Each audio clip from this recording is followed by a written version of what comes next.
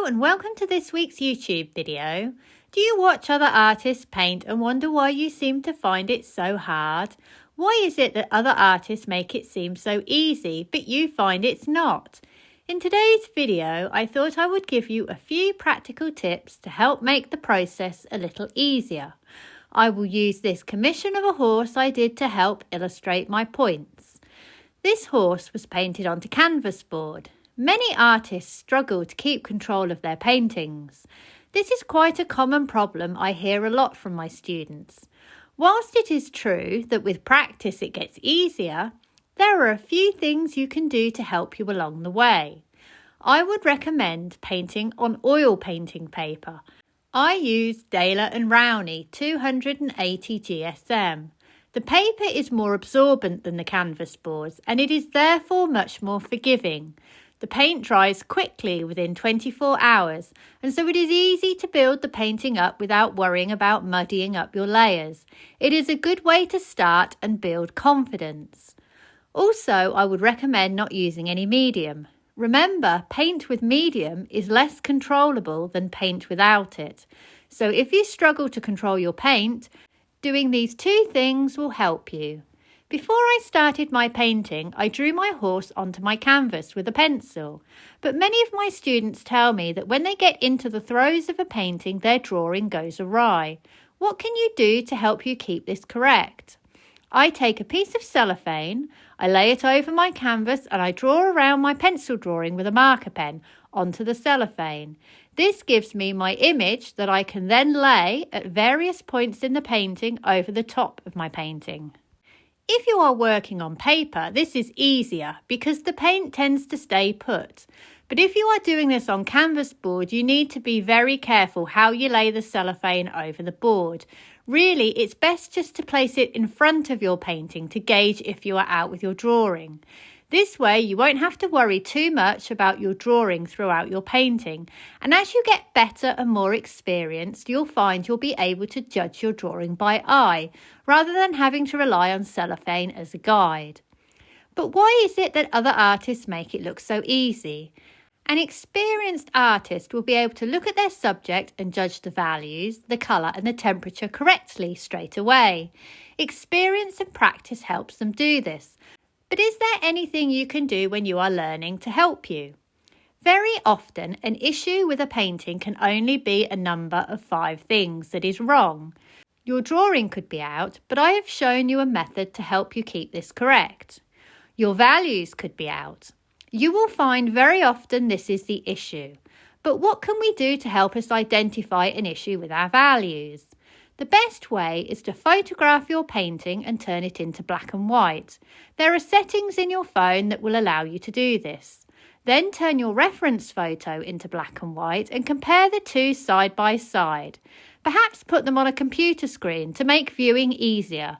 Then if you squint at your screen, you will see any obvious errors where you are out. You may see them without squinting if they are really obvious. This method only works when you are in the end stages of a painting and the whole canvas is covered in paint. I find a lot of my students have issues judging the correct temperature of what they are looking at in their subject matter. Looking at my horse painting, you will see that my horse not only shifts in temperature between warm and cool browns, but it shifts in colours too. My grassy area also shifts in temperatures and colours as well. The biggest mistake I usually see is students using too much white. I understand why this happens. White lightens your colours, so in an attempt to get the right value, the artist lightens with white and the painting becomes chalky in appearance. Remember, white is a cool colour and using it will cool down any mix. So if you are lightening with white to adjust your values, think about compensating with yellows and oranges if you are aiming to mix a warm colour.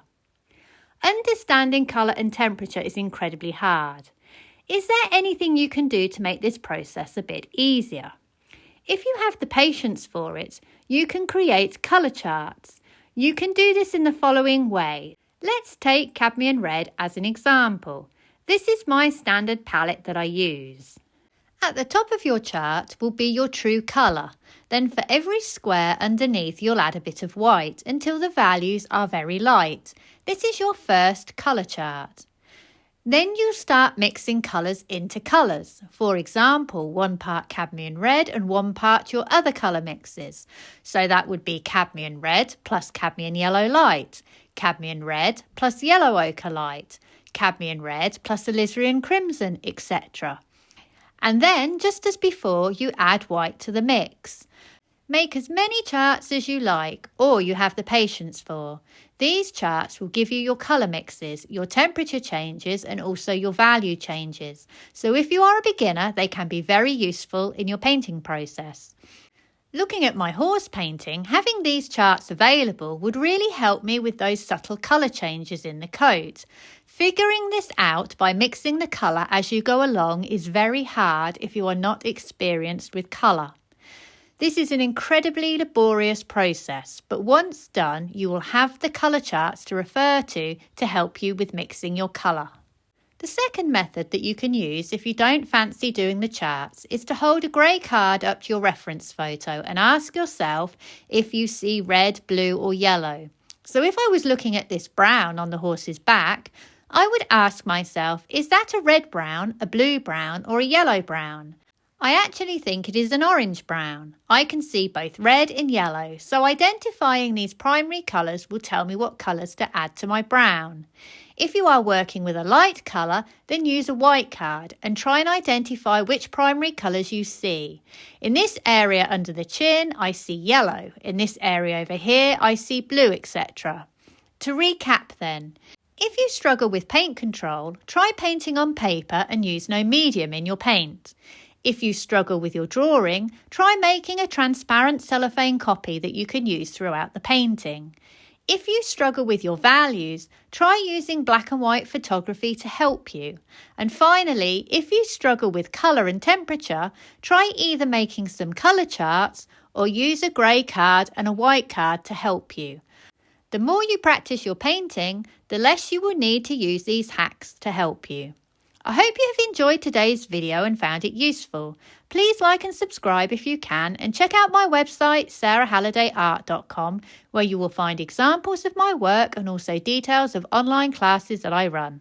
Thank you for watching and see you for the next one.